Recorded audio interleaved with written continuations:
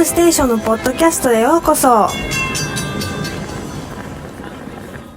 Halo dan selamat datang di JS Podcast bersama saya Rini. Dari nanti Dan kita ditemani oleh Daikon Sky. Mana suaranya? Yeay. Nah, boleh perkenalin diri dulu nggak sih satu-satu?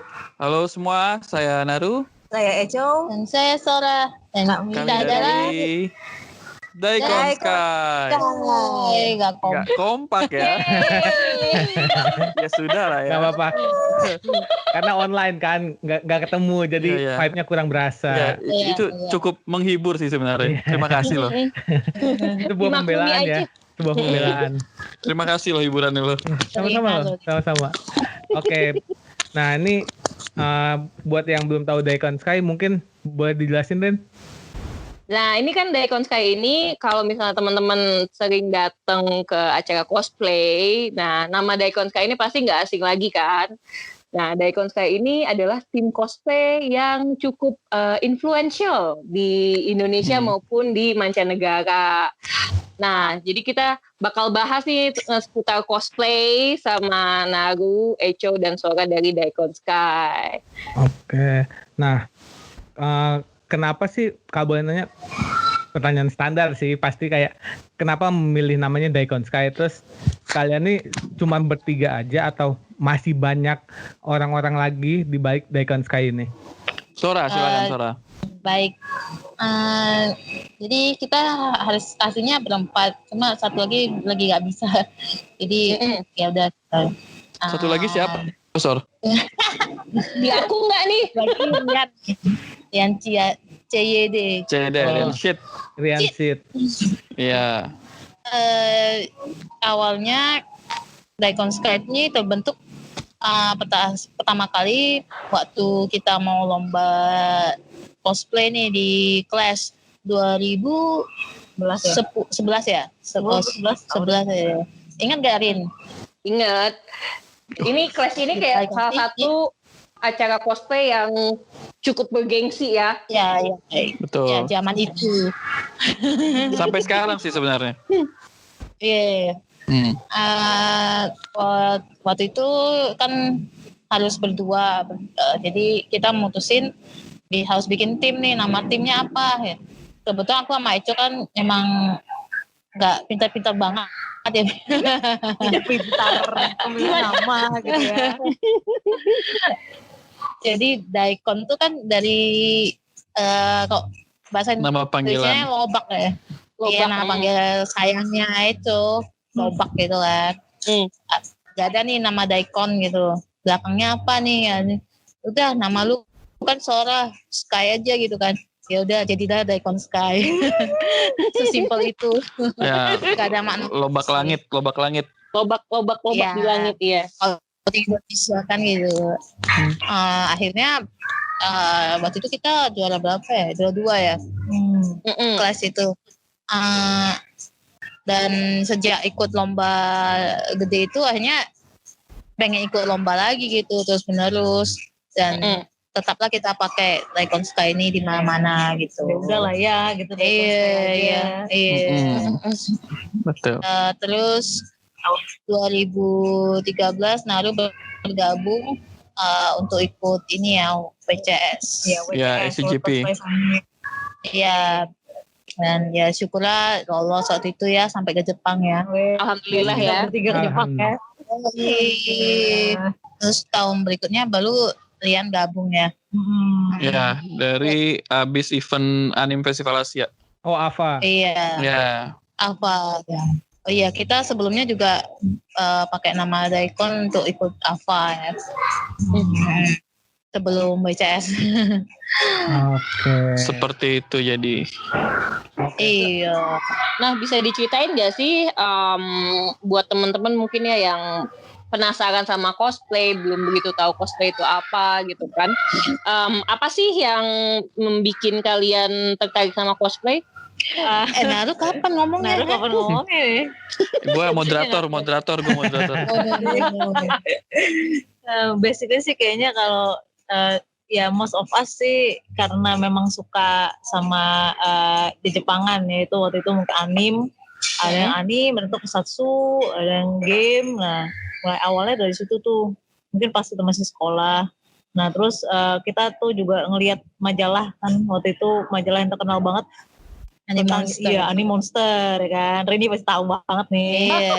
Iya. Ini disebut nggak apa-apa kan ya? Nggak apa-apa. Apa-apa, sebut aja Oke. ya. Iya, nah itu sampai kita tuh karena ini majalah yang sangat famous sekali zaman itu untuk di Jepangan, sampai langganan biasanya juga langganan setiap bulan atau ya lupa lah ya berapa lama sekali itu. Nah dari situ kita ngeliat tuh ternyata tuh ada yang namanya cosplay. Ya, ada liputan event kalau nggak salah ya, coy. Iya benar, ada liputan-liputan event. Waktu itu kan mulai tuh muncul misalnya di Bandung, di Jakarta. Wah seru-seru banget kelihatannya gitu ngeliat majalah itu. Ya udah sejak saat itu kita mencoba datang ya ke event. Kita masih pisah-pisah nih Daikon Sky ini. Mungkin sih Sora duluan nih. Sora waktu itu tergabung dalam Nippon Club di Binus. Nah, Oke. Nah, dari kampusnya kan kayaknya tuh waktu itu juga sampai sekarang kayaknya mendukung sekali di Jepangan iya. Ya, betul. sampai mengadakan event waktu itu di Senayan. Oh, pertama kali Echo muncul ya. Oh, itu si Sora debut. nih Bunkasai. bukan saya pokoknya gitulah. Sejak saat itu mulai kita tertarik sama cosplay ya. Terus kayaknya pengen aja mencoba cosplay. Naru juga waktu itu Zoro ya, dengan Zoronya mencoba Itu cosplay pertamanya. 2009 ya? 2008 deh. Seru banget lah. Pokoknya ya si kurus ya, karena itu sih kita jadi tertarik sama cosplay sampai sekarang. Juga mungkin untuk itu kan ketertarikan sama karakter, juga ada ketertarikan sama makingnya ya. Proses. Iya, proses-prosesnya. Mungkin Naru bisa menjelaskan ini kayaknya. Nah, prosesnya tuh gimana sih? Ya, dari yang kita jalanin ya selama cosplay berapa tahun sih? Udah hampir 10 tahun ya. Itu sebenarnya pas lagi event itu bukan sesuatu yang paling wahnya gitu. Kadang proses pembuatannya itu juga salah satu yang paling unik karena kita jadi belajar banyak hal baru ya. Kayak misalkan gue pribadi dulu nggak ngerti cara bikin kostum. Nah di situ belajar cara bikin kostum, materialnya apa. Terus juga dulu anti make up. Paling susah lah pokoknya di make upin sama anak-anak. Nah itu akhirnya mulai Ada belajar software lagi. juga. Betul. Terus juga Sora yang lebih pro make up, dia sering ngajarin juga. Jadi ada proses-proses di mana yang bikin kita tuh kayak, oh ternyata gue banyak mendapat hal positif ya di cosplay, banyak yang dipelajarin juga. Nah akhirnya dari situ kita mulai berkembang deh. Kayak gitu. Jadi kayak prosesnya juga cukup salah satu hal yang sangat menyenangkan dari cosplay ini gitu. Cosplay. Sama komunitasnya juga sih, saling mendukung, Iya, support. pada zamannya. Pada zamannya. Ini apa nih pada zamannya nih? Wah, Enggak, maksudnya udah ada. sekarang tuh udah terlalu luas sih. Jadi Ya mungkin karena niche ya. dulu itu masih dikit ya, komunitasnya belum terlalu mayoritas. Terus jadi tuh kayak banyak yang emang lebih ke gimana cara mengembangkan komunitas. Kalau sekarang ini yang kerasa lebih ke kayak banyak kompetisi. Jadi kayak bukan kompetisi lomba tapi lebih kayak ada auranya tuh nggak senyaman yang dulu gitu loh. Kayak gitu. Walaupun tetap sometimes kita ada momen di mana wah ini hal yang gue rasain pada saat dulu nih masih tetap ada gitu loh. Makanya kita masih bertahan sampai ke tahun 12. Kalau gue 12 tahun, kalau Sora lebih sama si Echo juga udah lebih kalau nggak salah. Harus disebutin. Iyalah, harus dong. Ini kan kayak istilahnya kayak karir cosplay kalian kan bisa dibilang cukup panjang nih ya. Kayak dari awal ada kayak 12 tahun, lebih lama lagi nih kayak Sora dan Echo. Udah bisa dibilang senior lah ya, Rin. Waduh, kita senior. Senpai. Senpai. Sora senpai itu. Senpai Tachi. Nah, Ini juga sempak. tapi gue gak cosplay. Jadi kalau bisa di-share dikit di antara kalian kan juga bikin kostum juga kan ya.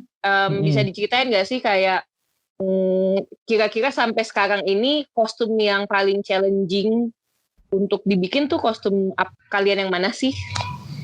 Kalau gua pribadi sampai sekarang itu ini Raiden dari Metal Gear Rising.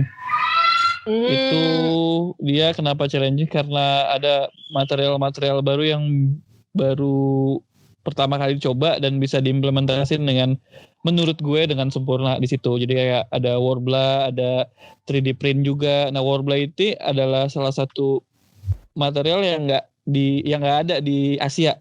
Kita harus dapetinnya dari Eropa. Nah, kebetulan waktu itu jadi perwakilan di salah satu event Eropa. Nah, itu pas sampai sana tuh ketemu sama komunitas sana. Jadi emang komunitas cosplay yang sekarang udah cukup besar ya. Jadi di sana juga kita sebagai warga asing tuh sambutnya hangat banget gitu. Jadi kayak bilang, di sana nggak ada, di Indonesia nggak ada Warbler. Dia ngasih secara gratis dan cuma-cuma gitu. Jadi kayak sebenarnya tuh harganya mahal banget. Tapi karena dia mau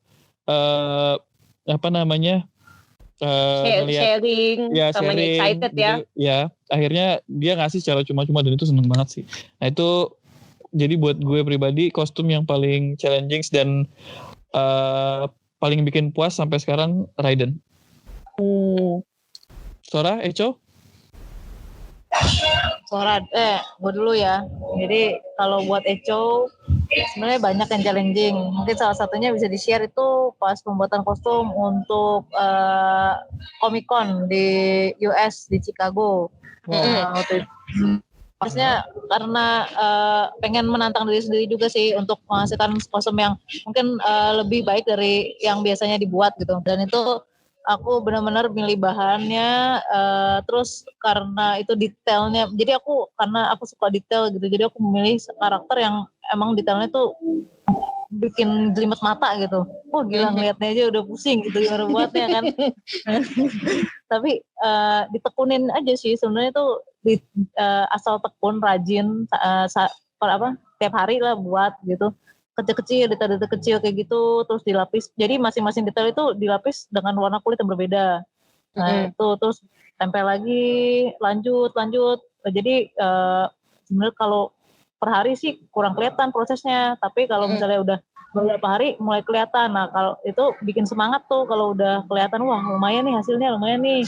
Nah itu bikin semangat. Terus perpaduan bahan juga sih. Jadi waktu itu juga menantang diri sendiri buat bikin bahan yang satu kostum dari bahan yang berbeda. Waktu itu juga pakai bulu-bulu. Jadi gabungan tuh antara Eva foam terus dilapis kulit, terus bulu-bulu, terus aku pikir juga bikin sekalian yang beda dari biasanya, yaitu sayapnya tuh bisa gerak gitu, bisa kebuka sendiri, bisa ketutup sendiri. Nah itu kan mesti ini belajar lagi ya pakai akal-akalan tuh pakai mesin. Nah mesinnya cari tuh bisa beli di mana. Mesinnya tuh mesin buat ini kayak kasur rumah sakit. Nah itu yang naik turun itu ya. Nah iya itu naik turun, namanya linear apalah lupa aja. Nah itu disambungin sama baterai sama remote-nya. Jadi kayak gini nih, maksudnya jadi lebih challenging aja itu. Terus plus tambah senjatanya juga dibuatnya pengennya tuh nyala, dia kesannya lebih bagus gitu aja sih. Sama styling wig-nya juga menantang diri sendiri aja. Wah nih wig stylingnya nih harus aku coba buat yang belum pernah aku buat. Nah coba wig styling yang agak sulit menurutku ya, jadi harus ditempel-tempel rajin gitu, terus disemprot-semprot juga, disemprot warna silver. Jadi ya itu ya cukup challenging sih kostum itu. Kalau aku mungkin yang ini ya, yang kemarin pas lomba di Swiss itu, Barbarian female ya, dari Diablo 3. Jadi kurang lebih sih sama sih, mixing material gitu. Jadi nggak cuma usaha hati doang gitu. Ya ada 3D print juga, ada kayak bulu-bulu dan shape-nya itu cukup menantang karena banyak detail dan pas badan gitu. Terus props juga yang cukup detail, yang bikin pusing juga pas bikinnya.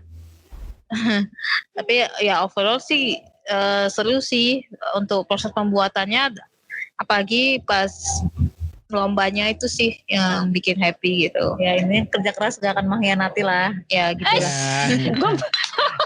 Itu Tapi bentar ya Rin. itu Itu tadi boleh diulangin lagi nggak? Kayaknya kepotong deh. Apa nama ada yang potong dikit karakternya? tadi. Iya, awal-awal yang itu apa kostumnya siapa? Oh, yang kostum yang salah satu Chicago. kostum yang paling Yang Chicago, challenging. ya. Ya. Yang buat Chicago itu namanya Kamael. Karakternya Kamael dari game dulu terkenal banget sih, Lineage 2. Ketahuan kan Oke. sekarang. Ya. Terus tadi kenapa Rin? Kenapa Itu- usaha keras Rin? Karena usaha keras itu tidak akan mengkhianati. Kerja keras. Iya. Kayak lagu ya. Kayak Lagu yang sangat familiar. familiar sekali. Oke. Kan tadi Pernah manajerin ya? Iya Rini.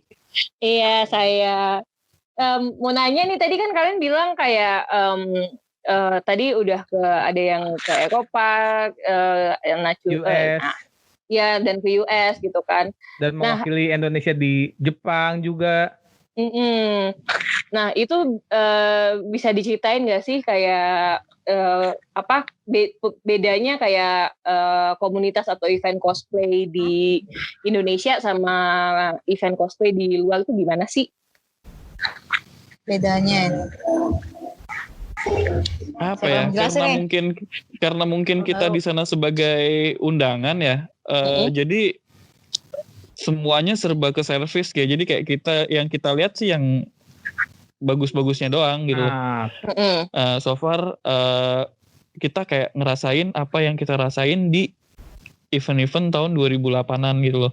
Yang kita nih nggak kenal sama mereka, tapi bisa langsung akrab pada saat itu juga gitu loh. Iya nggak sih, Sor? Iya. Ya kan bener kan ya? Iya. Kedengaran. Jadi kayak Bener, jadi di situ gak ada gengsi-gengsian gitu. Kayak kita semua excited buat menghasilkan event yang kayak memorable gitu sih. Iya, jadi kayak jadi kayak ini kayak flashback ke event-event lama gitu loh. Seru sih. Terus so far, dari Sor, kenapa Sor? iya, orang-orangnya maksudnya yang welcome banget, yang maksudnya gak ada yang jaim gimana ya. Mostly Friendly ya. lah ya, friendly lah. Iya. Iya, rata-rata friendly sih. Oke, sama kalau dari kalian sendiri kan udah kemana-mana nih, pernah nggak kalian ngelihat satu kostum atau cosplayer yang menurut kalian keren banget, cuman belum pernah nemuin di Indonesia? Kayak, Wah banyak. Wah banyak tapi yang paling banget. berkesan banget, misalnya ada kesempatan, kayaknya gue pengen deh nyobain bikin atau cosplayin itu. Wah ini panjang sih, karena sih. tiap negara yang kita datengin itu punya hal yang unik ya, unik masing-masing punya hal yang unik. Kayak misalkan Eropa itu terkenal dengan jahitannya tuh yang super detail gitu, yang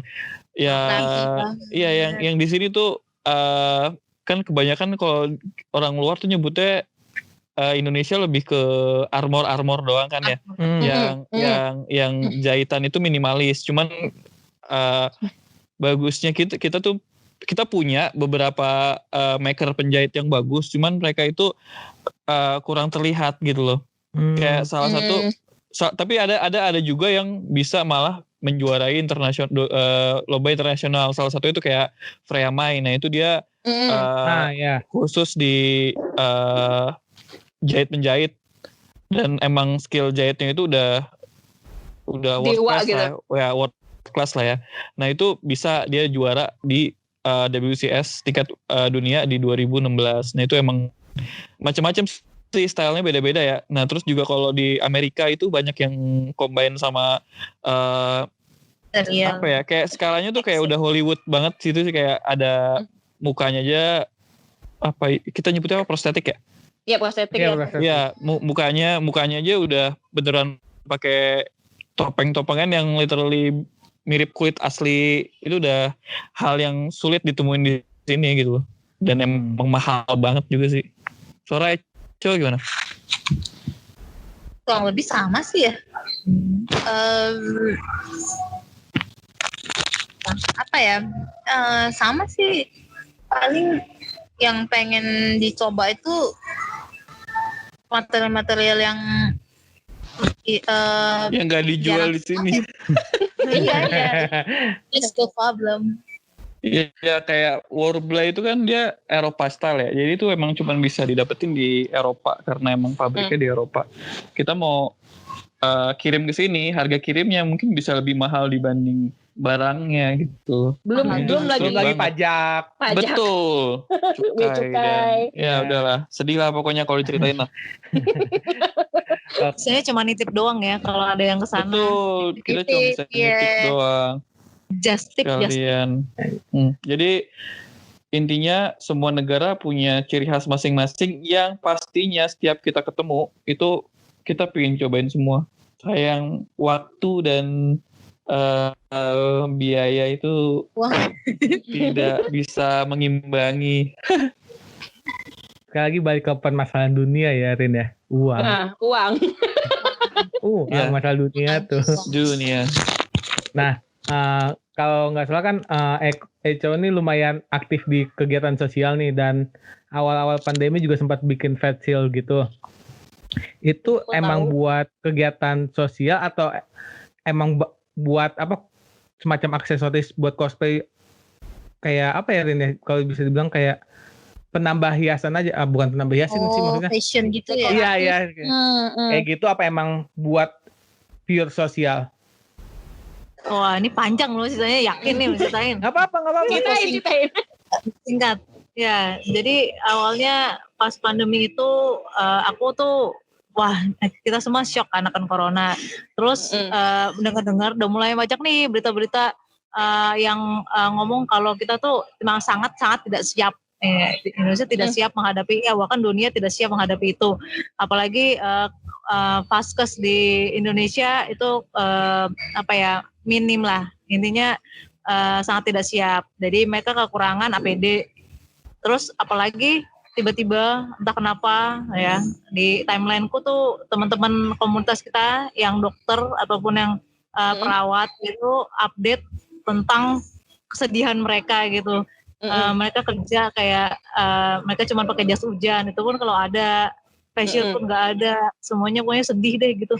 Wah, satu lewat, habis itu status kedua lewat, ketiga lewat, waduh ini aku sedih sendiri gitu kan ngelihatnya, ini apa sih yang bisa aku bantu buat mereka. Cuman aku waktu itu nggak pede untuk memproduksi APD karena itu kan harus standar kesehatan. Betul. Tiba-tiba maksudnya adalah temanku juga bilang udah Eco nggak bakal tahu kalau nggak dicoba, jadi coba aja dulu, kasih tahu teman kamu yang dokter, terus tanya kalau misalnya oke, kan bisa kamu produksi buat bantu. Ya udah coba nih, kan kebetulan salah satu teman di Sasu. sini ada bukan Sasu juga sih, ada juga di sini yang dokter lah, intinya deket-deket sini, tinggal deket-deket rumahku gitu. Ya udah aku coba aja, aku buat satu kira-kira gini, aku kirim ke dia, terus dia bilang gini, wah keren banget ya Cu, bisa banget nih buat bantu ini kita nih yang di rumah sakit atau gimana. Yakin bener, udah bagus ini. Ya udah aku bilang, ya udah nih aku buat yang kira-kira ya 20-an dulu lah gitu. Terus aku kasih bener-bener kayak pribadi aja sih, pribadi. Terus aku juga sumbangin bareng sama Sora juga waktu itu buat teman kita yang cukup deket sih waktu dulu itu di Kalimantan ya. Di Kalimantan. Jadi kita udah biarin aja ongkirnya bahkan lebih besar daripada biaya pembuatannya sebenarnya sih. Maksudnya biaya produksinya, tapi nggak masalah deh, yang penting dia mesti kebantu. Ya udah kirim ke Kalimantan. Sejak itu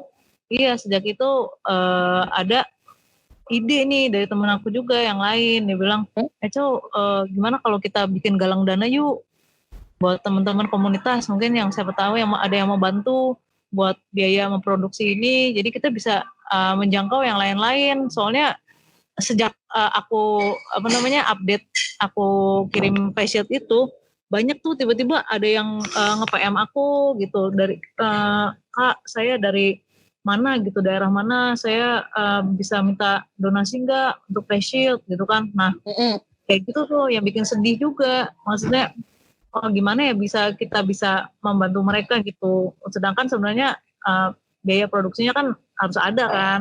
Iya, betul.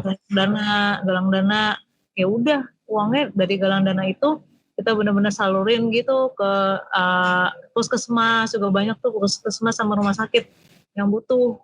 Waktu itu lumayan kok, banyak juga ratusan itunya, maksudnya face shield-nya dibuat. Nah sejak itu selesai, masih panjang lagi.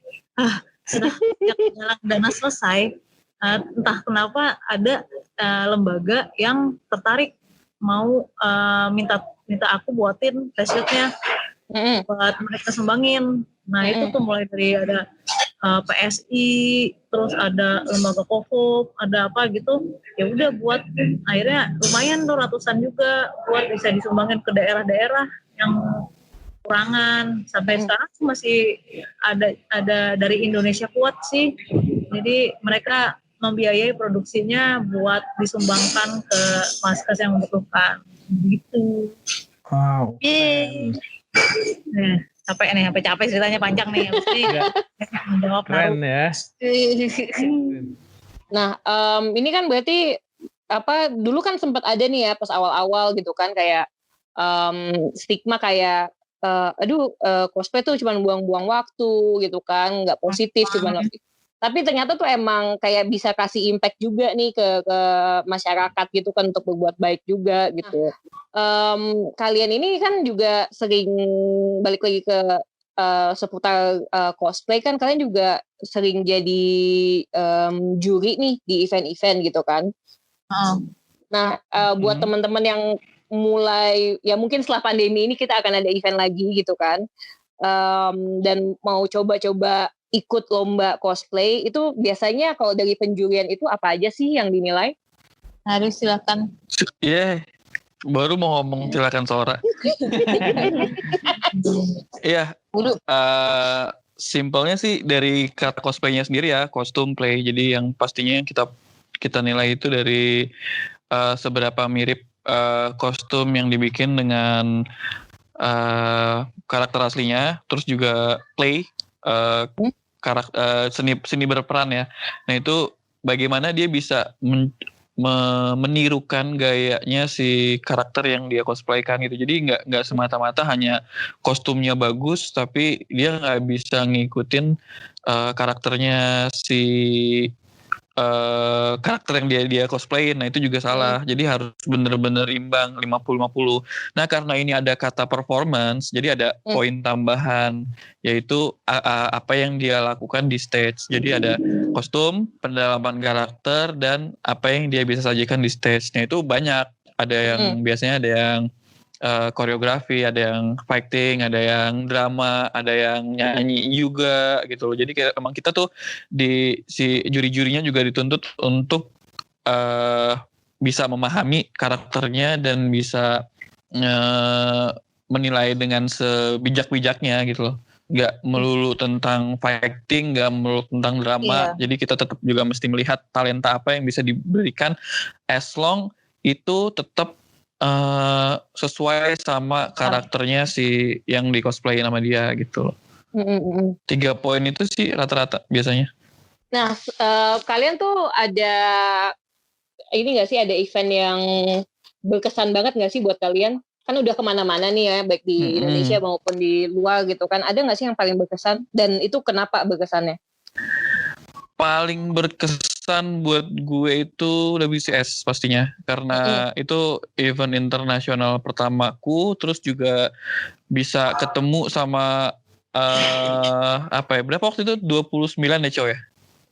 Lupa, 20. Ya pokoknya puluhan negara yang kiriman terbaik dari masing-masing negara di 2013, ketemu di situ, kita sharing, terus juga karena debut sesi itu cukup lama ya waktunya, itu sekitar 14 hari, itu jadi kayak ada rasa kekeluargaan yang timbul. Jadi even acaranya selesai, kita tetap komunikasi di dunia sosial media gitu. Jadi itu berkesan banget lah pokoknya.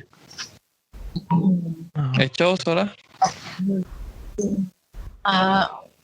Gue dulu yakin. Soalnya kalau gue nih sama Naru.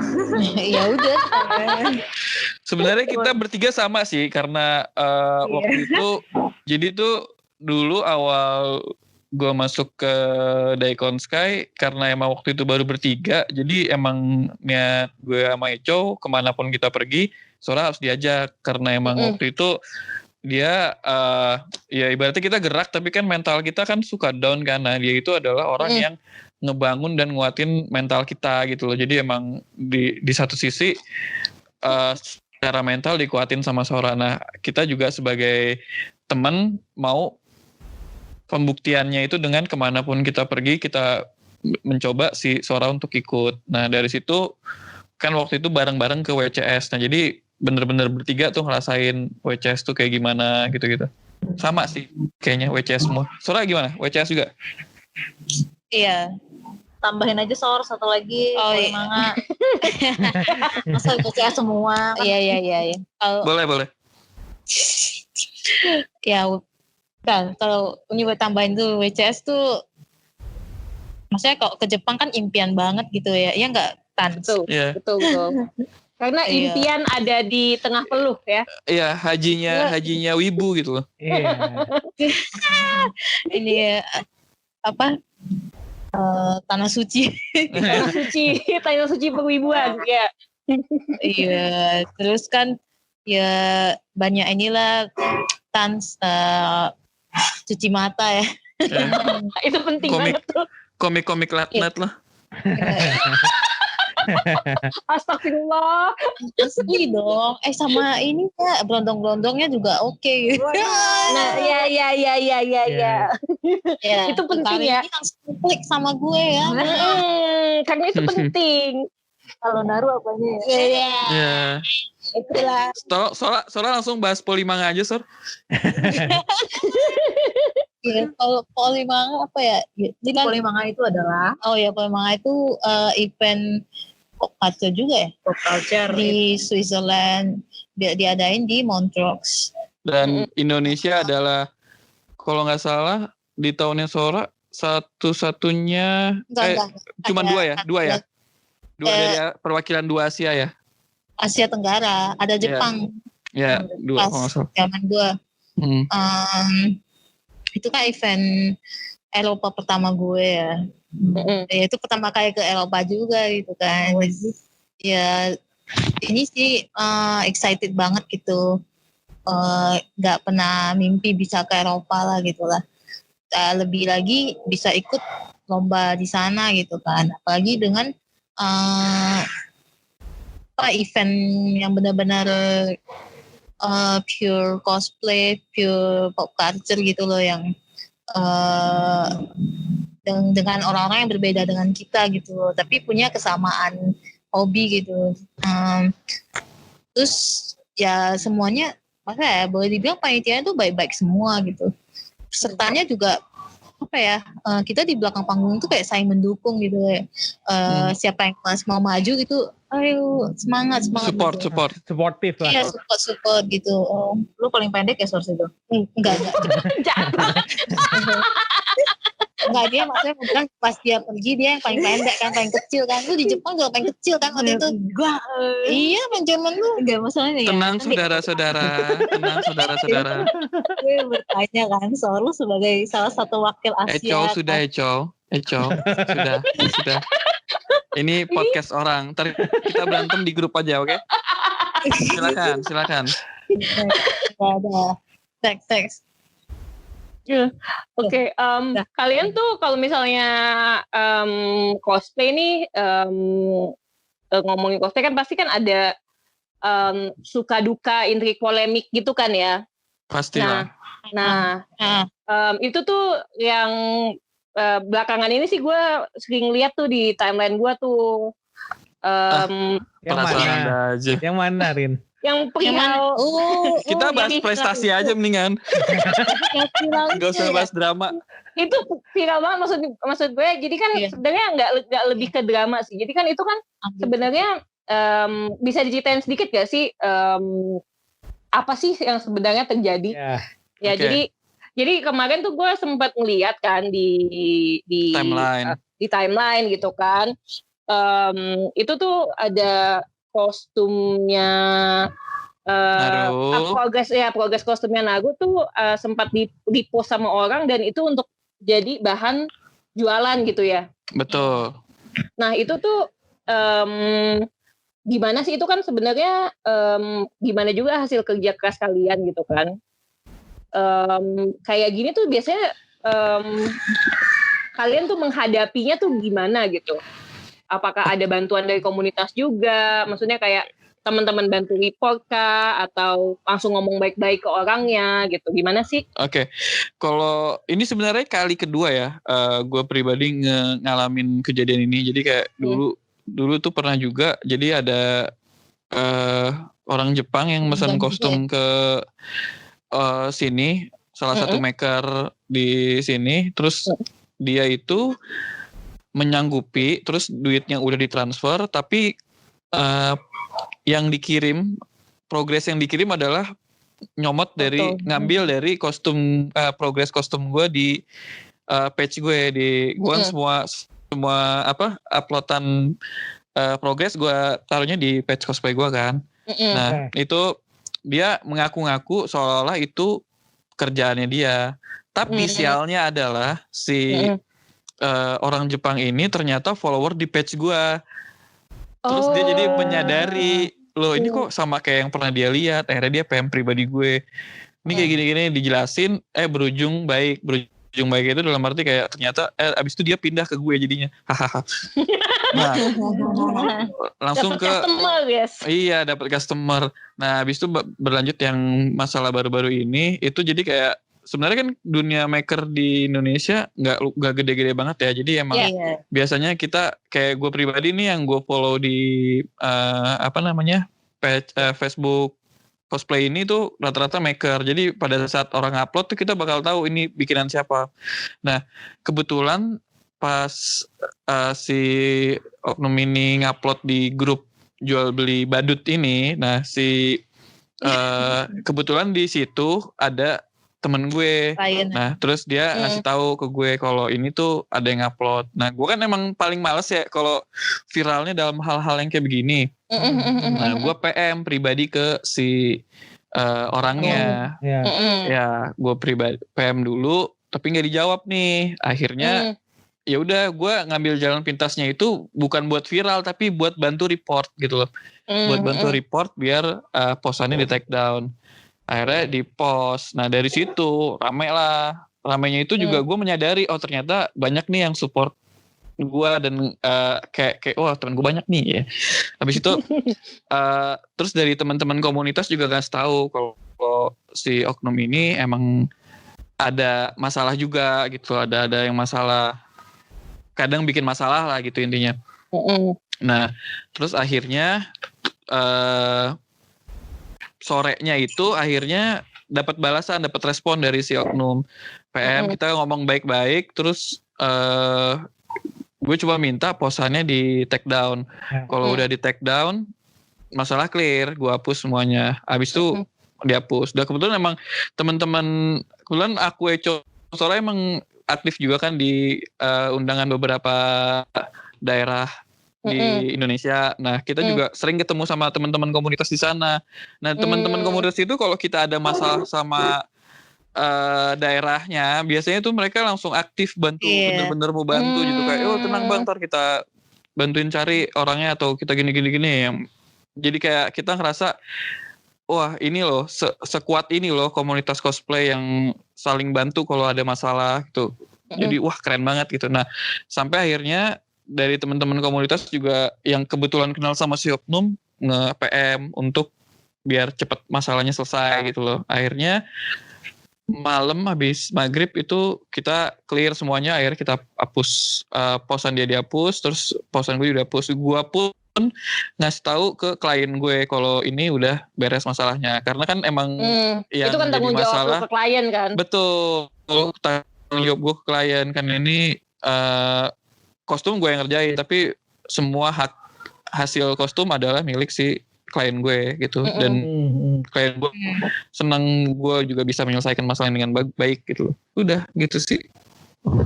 Itu tuh kayak kalau untuk begini tuh kayak biasanya tuh ada perasaan ini nggak sih, misalnya aduh lain kali mungkin gue nggak mau upload progres gue gitu kan, maksudnya enggak sih, gue kalau gue pribadi lebih ke kayak kalau uploadan biasa gue yang bukan masalah sama klien sih gue nggak ada begitu ambil pusing ya. Tapi kalau udah urusan sama foto progres klien, baru tuh takutnya dia kan ngeluarin duit berapa banyak tuh.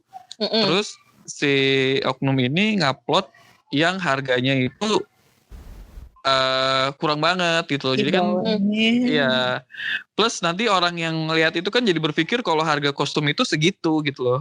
Sekecil itu. Yang akhirnya kan malah merugikan maker-maker lain juga kan. Ngerusak market juga ya. Betul. Nah ya mau gak mau harus diselesain gitu.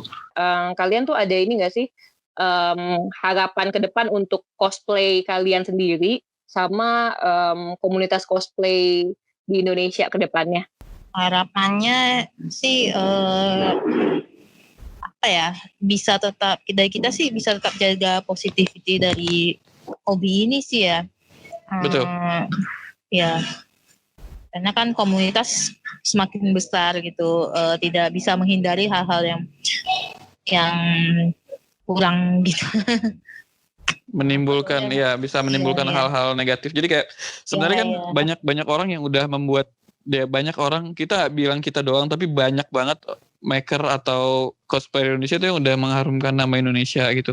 Tapi semakin besarnya komunitas pasti ada sesuatu hal yang dilihat bisa jadi negatif. Nah gitu, paling pesan dari kita sih teman-teman komunitas bisa lebih membangun komunitas ini biar bisa dilihat menjadi suatu hal yang positif gitu, karena ya banyak hal-hal yang bikin sekarang cosplay itu jadi terlihat negatif.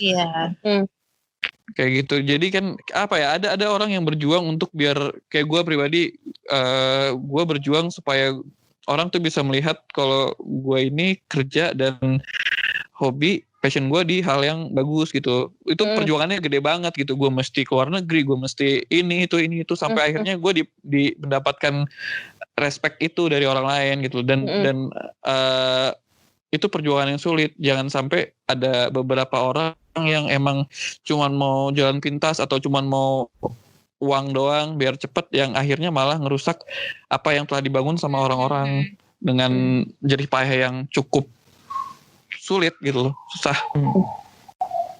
Keep positif lah pokoknya, asal jangan positif corona. Iya. Nah, ngomong-ngomong masalah corona nih, kayak kalian udah kangen banget belum sih sama event-event gitu? Wow. Udah pasti kangen lah ya, cuman pasti kangen, kayak pasti banget. Yang membuat kalian kangen tuh apakah ketemu teman-teman? Ya itu yang paling bingung nanti, ketemu teman-teman. Itu sih yang pertama. Terus hal lainnya apa? Ya cosplay itu sendiri sih. Iya, kita jadi kurang berekspresi. Oke, ya. Baik, kadang orang cosplay itu hanya untuk melepas kestresan bekerja. Kalian tuh ada pesan-pesan nggak sih buat mungkin kayak follower yang mau nyobain atau mau terjun ke dunia cosplay ini, Rin? Ya. Betul. Kalau dari gua, pilih lingkungan yang baik, hindari teman toksik. Eco? Iya, itu sih yang paling penting kalau sekarang sih. Lingkungan yang baik ya. Terus jangan takut memulai sih. Iya, harus mencoba. Harus mulai dari suatu tempat dulu kan ya. Iya, sama harus jangan mulai. banding-bandingin juga sama yang udah jam terbangnya lama gitu kan. Kadang yang masih baru kayak pengen langsung bagus gitu. Tapi semua Dia harus nggak mau berproses. Semua ada proses ya. Proses. Proses. Tidaknya kedepan. Ya, semua ada prosesnya. Kalau moto Daikon Sky adalah hormati proses, setiap proses. Ya itu ini sih moto yang bagus sih, karena gimana pun juga kayak karir kalian sebagai cosplayer yang 12 tahun plus ini tuh kayak pasti mulainya dari suatu tempat dulu kan. Iya. Dari nggak tahu apa-apa sampai akhirnya bisa melanglang buana deh. Iya, alhamdulillah. Gue aja baru mulai YouTube. Oh iya, jangan lupa promosi sih. Ini boleh nggak apa-apa. Nah, promosi ini buat yang pengen tahu tentang kalian masing-masing dari Echo, Sora, Naru, dan mungkin, Rian. Iya dan Rian. Sebagai Daikon Sky bisa follow kalian di mana atau sosial media Facebook, Twitter, Instagram atau apapun. Misalnya pengen tetap kayak nanya-nanya atau apa. Kalau kita biasanya aktif di page kita masing-masing, tapi kita juga punya page utama ya di page Daikon Sky di Facebook. Tapi untuk gue pribadi biasanya lebih aktif di page Zai Spasi Naru Cosplay. Nah itu biasanya untuk pemesanan kostum dan ngobrol-ngobrol bareng teman-teman komunitas, kadang dari situ, dari page itu. Kalau Sora, Eco? Oh ya, titipan Rian. Kalau Rian itu Rian CYD Cosplay, ya betul. Di itu ya, di page Facebook. Facebook kan. Facebook. Ya. Riannya pakai Y apa I? RIAN. Oke. Kalau RYAN kekerenan. Oke, kalau Eco? Sora dulu tuh Sora. Oh ya udah, kalau gue banyak soalnya. Iya, makanya paling di Instagram ya Sora_HUA, sama di Facebook ada page-nya Sora Hua Cosplay gitu. Oke. Nah, yang banyak nih. Banyak. Enggak. Jadi di sosmed tuh kalau aku Eco ya ada di page juga Eco Cosplay. Itu di Facebook page, terus ada di Instagram Eco_Eko. Dan ya ini aku baru mulai YouTube. Motivasiku ini YouTube ini ya di kala pandemi ini aku pengen sharing juga, mumpung nggak event ya, jadi weekend juga aku pakai waktunya buat bikin konten. Isi konten-kontennya ini untuk sekarang itu tentang experience-ku di cosplay. Jadi buat tutorial, tips, podcast sama teman-teman cosplayer yang udah sukses, yang berhasil gitu, yang udah bisa jadi brand ambassador, misalkan ada yang udah jadi sesuatu lah, jadi icon. Nah itu mungkin teman-teman semua yang baru mau cosplay ataupun yang suka cosplay juga bisa nonton YouTube aku, subscribe, like dan subscribe, and comment, ya. Berarti nanti bisa dilihat di sosial medianya lah ya, YouTube-nya ya. Ya, betul. Ya, itu Eco doang kok gitu. Ya, bisa dilihat di situ. Jangan lupa ya, bantu like dan subscribe ya. Iya, like, subscribe, share, komen. Katanya satu hari udah 500 follower gitu kan, mudah-mudahan lebih banyak lagi. Amin. Amin. Kita juga mau thank you buat Japanese Station dan kawan-kawan udah sama-sama mengundang kami. Ini pertama kali loh kita podcastan. Oh iya. Wow. Kan selalu ada awal untuk segala. Iya, selalu ada yang pertama. Ini juga kita pertama kali bintang tamunya rame ya Rin ya. Biasanya kita sendiri. Biasanya kita yang keroyokin, tapi kali ini kita yang keroyokin. Dan kita pemalu semua soalnya. Apa gimana? Dan kita juga happy bisa dapat pengalaman baru juga yang mungkin experience yang belum pernah kita cobain ya Rin ya. Betul. Baiklah, terima kasih nih kepada Thank you. aku, Echo, Sora, dan Daikon Sky. Yeay! Thank you. Yo. Thank you Rini, Rizky. Iya, sama-sama. Thank you. Yes. Dan sampai jumpa di episode berikutnya. Bye-bye. Bye-bye. Rin.